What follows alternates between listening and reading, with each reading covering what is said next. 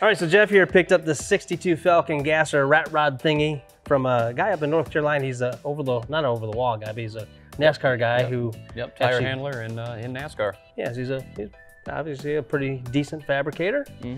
And we are running into a little bit of a problem here because you told me last night that this thing is doing a little bit of overheating. Yep, idling in traffic it does not like. It gets up to 235 real fast. All right, so looking at the car, we could probably do something with the radiator. Looks like we could maybe fit a bigger radiator. Something's got to happen with the radiator, but it doesn't have any sort of overflow or catch can or anything like that. So we're gonna take this old guy here, which is actually an old NASCAR. Yep, it's off a cup car. Yep, so it's a little rough looking. We're gonna clean it up, make some new brackets for it, and get it on that car and see if it helps a little. All right, so the first thing we need to do is we need to make a template for the bracket we're gonna put on here. We're gonna mount this to the inner fender well. This thing was probably mounted to, like on a race car, one of the tubes up there or something like that. I mean, obviously. And we're just gonna cut that off, but we need to make a bracket for the side here so we can mount it flush. So first thing we need to do is we're gonna make a template, and we always use this thin cardboard, basically is what it is. Call it chipboard. So we're just gonna measure that out. We're gonna go with like a 3x3 size bracket. So we'll just measure that out. Make a little square.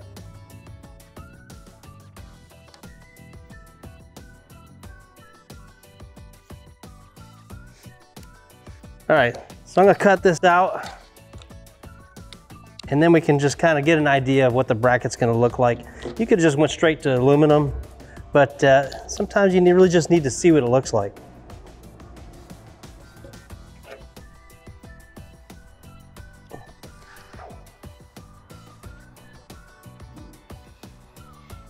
All right, so I know I'm gonna bend it right in the middle, so I can kind of just cut that right in the middle.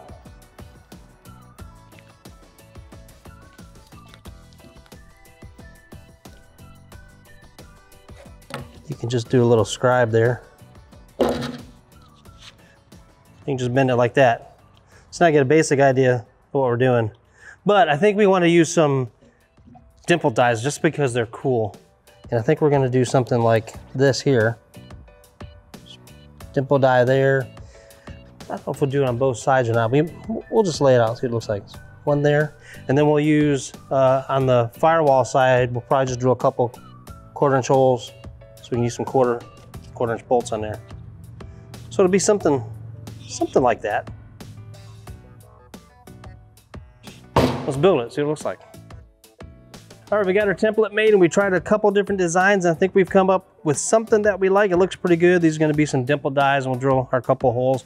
The thing is, this is just a square piece, so I'm just gonna use my calipers. I can lay it out really quick. I can get a more accurate line that way.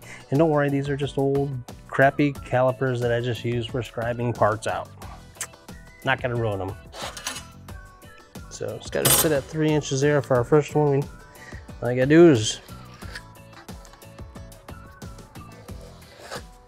there's your first line. Another 3 inches wide. Boom. There's another one. I can set it to 6 to get that one.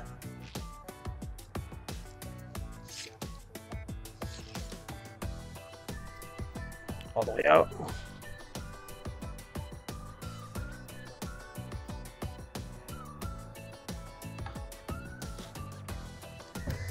We're just gonna lay out our holes and drill those out and cut it out on the bandsaw. We're ready to go.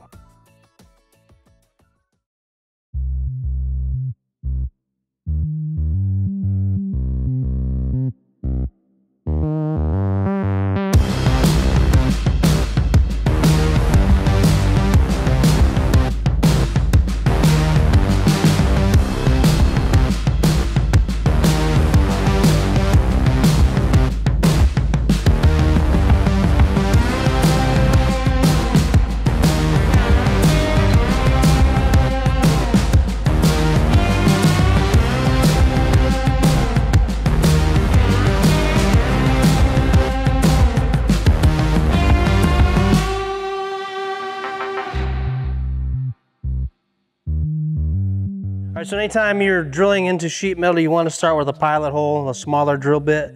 And the best tool for getting a round hole is to use a step bit.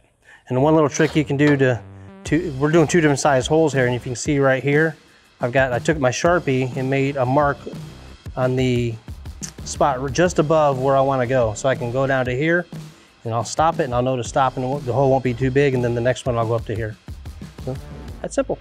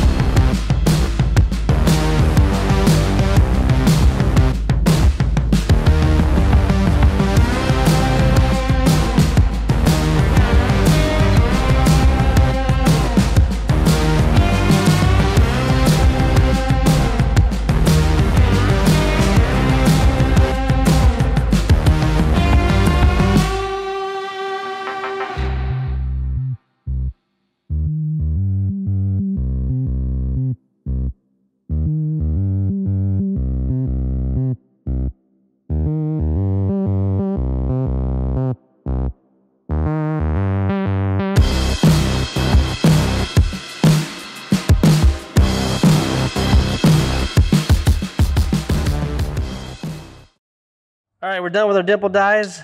One of my favorite little things to do. So before we weld this to that, we want to do a little bit of cleanup. So you want to file the edges, and the tip with aluminum is if you can take some of your soapstone that you use for marking out your steel when welding, that'll help keeping it from getting built up. Then you just kind of do all your edges, make sure there's no burrs hanging off. Makes it easier to weld. Then after you're done with that, you do a bunch of Scotch-Brighting, get it all looking pretty. Jeff's gonna do that. Thanks, Rob. And what I'm gonna do is I'm gonna go ahead and get this cut off and cleaned up and get it ready for welding. So let's get after it.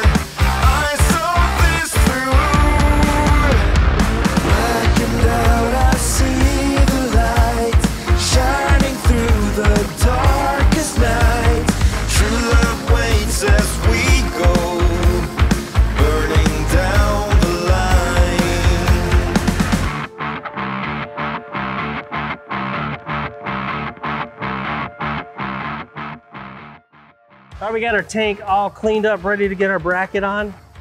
I got a little weight on here trying to hold it in place and a little third finger hand thingy. And when you're welding aluminum, you just want to make sure you get everything nice and clean. Use some acetone, wipe it down. Jeff did a pretty good job on cleaning up the tabs, brackets, whatever you want to call them. And we're just going to get her tacked on and put it in the car.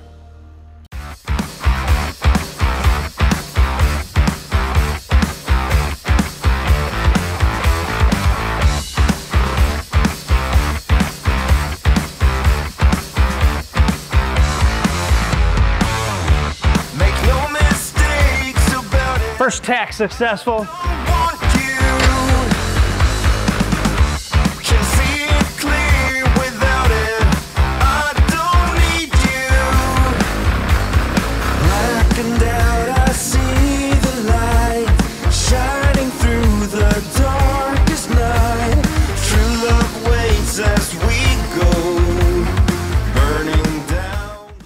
I already got the tank all ready to go. Brackets are welded on.